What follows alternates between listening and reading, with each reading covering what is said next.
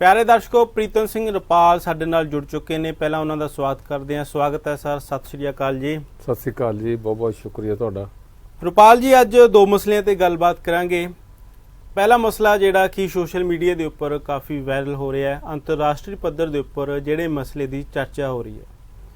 एक पासे भारत की जिहड़ी संसद है, नवीं इमारत उहदा उद्घाटन, ते दूसरे पासे जिहड़े भारतीय खिडारी ने उन्हां दे नाल दुर्व्यवहार।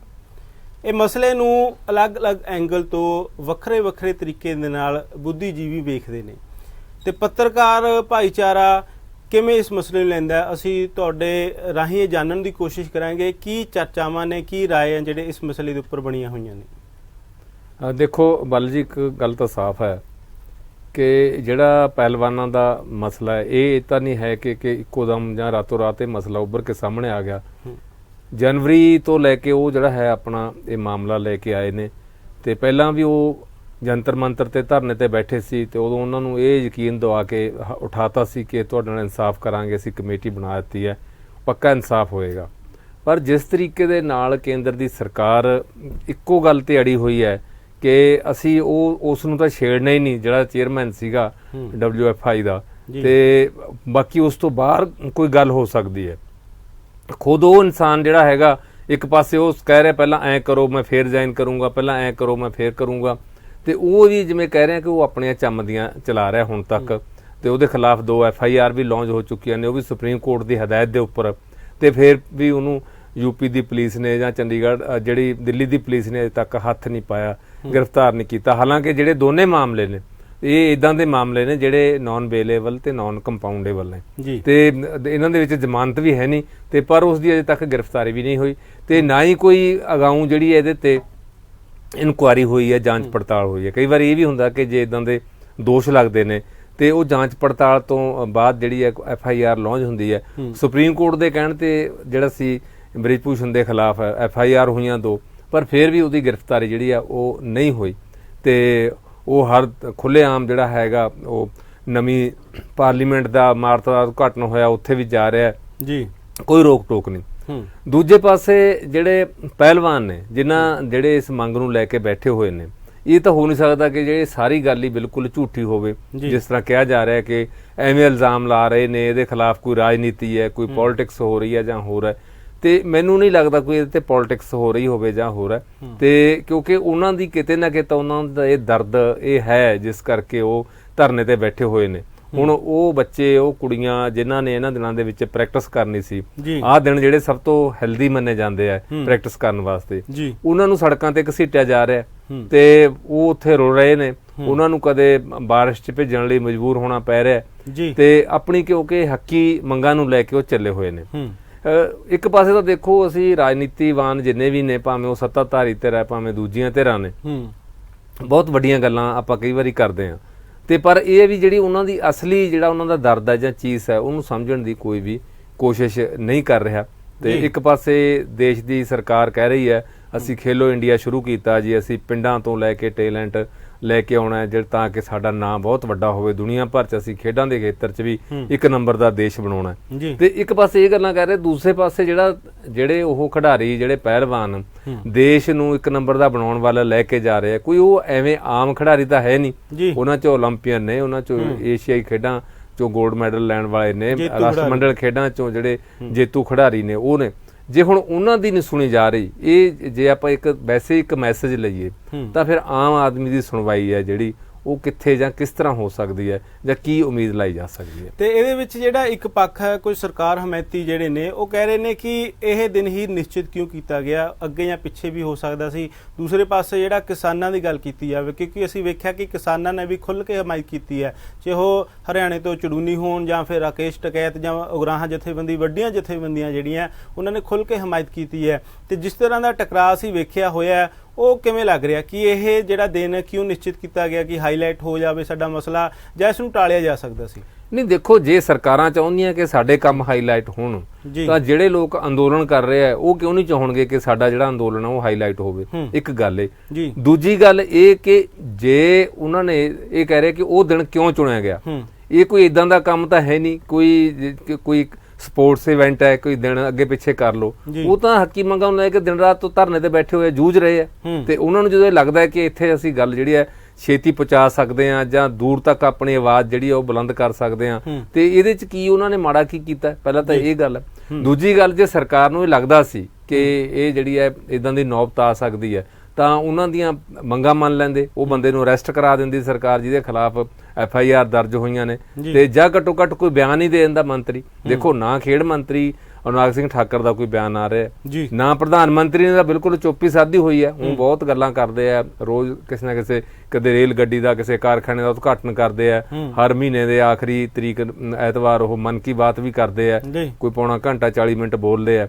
ਤੇ ਪਰ ਅੱਜ ਤੱਕ ਪ੍ਰਧਾਨ ਮੰਤਰੀ ਨੇ ਇਹਨਾਂ ਬੱਚਿਆਂ ਬਾਰੇ ਇੱਕ ਜ਼ੁਬਾਨ ਨਹੀਂ ਖੋਲੀ ਹੁਣ ਤੱਕ, ਕਿਉਂਕਿ ਪਤਾ ਹੈ ਕਿ ਉਹ ਆਪਣੀਆਂ ਹੱਕੀ ਮੰਗਾਂ ਨੂੰ ਲੈ ਕੇ ਲੜ ਰਹੇ ਨੇ। ਤੇ ਸਿਆਸੀ ਤੌਰ ਤੇ ਜਿਹੜਾ ਹੈਗਾ ਉਹ, ਕਿਉਂਕਿ ਉਹ ਬੰਦਾ BJP ਦਾ MP ਹੈ, ਤੇ ਜੇ ਉਹ ਕੋਈ ਉਹਨਾਂ ਦੇ ਹੱਕ 'ਚ ਬੋਲਣਗੇ ਤਾਂ ਕੁਦਰਤੀ ਤੌਰ ਤੇ ਉੱਥੇ ਜਿਹੜੀ ਆ ਉਹਨਾਂ ਦੀ ਪਾਰਟੀ ਨੂੰ ਨੁਕਸਾਨ ਹੋ ਸਕਦਾ।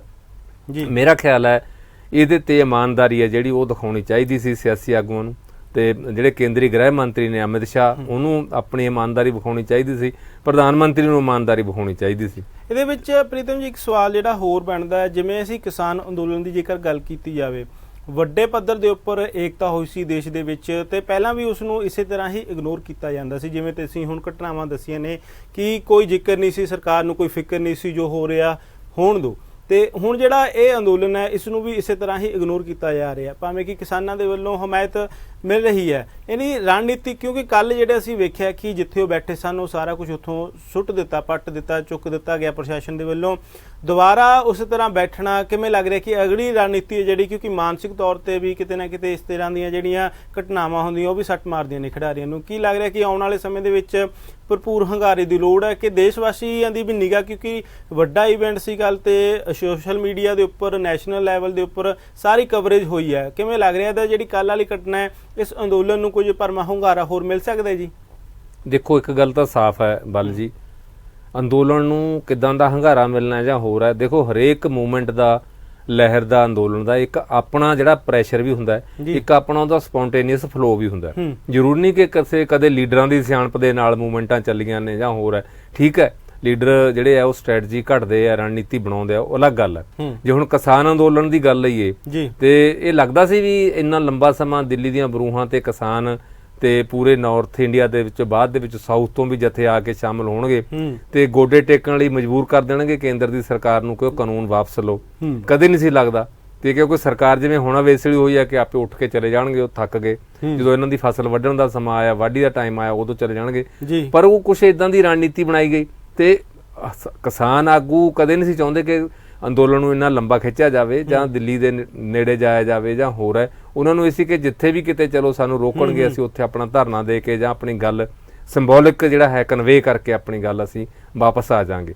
ਤੇ ਜਦੋਂ, ਕਿਉਂਕਿ ਅੰਦੋਲਨ ਦਾ ਜਦੋਂ ਕਹਿ ਕੇ ਆਪਣਾ ਇੱਕ ਦਬਾਅ ਹੁੰਦਾ ਹੈ, ਆਪਣਾ ਉਹਦਾ ਇੱਕ ਵਹਾਅ ਹੁੰਦਾ ਤੇ ਉਸ ਜਦੋਂ ਵਹਾਅ ਦੇ ਵਿੱਚ ਸਾਰਾ ਕੁਝ ਹੀ ਜਿਹੜੀਆਂ ਉਹ ਰਣਨੀਤੀਆਂ ਉਹ ਬਹਿ ਗਈਆਂ ਤੇ ਉੱਥੇ ਬੈਠਣਾ ਪਿਆ ਮਜਬੂਰਨ। ਜਦੋਂ ਲੋਕ ਆਪ ਮੁਹਾਰੇ ਤੁਰ ਪਏ, ਜਦੋਂ ਉਹਨਾਂ ਨੂੰ ਲੱਗਿਆ ਕਿ ਸਾਡੇ ਹੱਕਾਂ ਤੇ ਡਾਕਾ ਮਾਰਿਆ ਜਾ ਰਿਹਾ।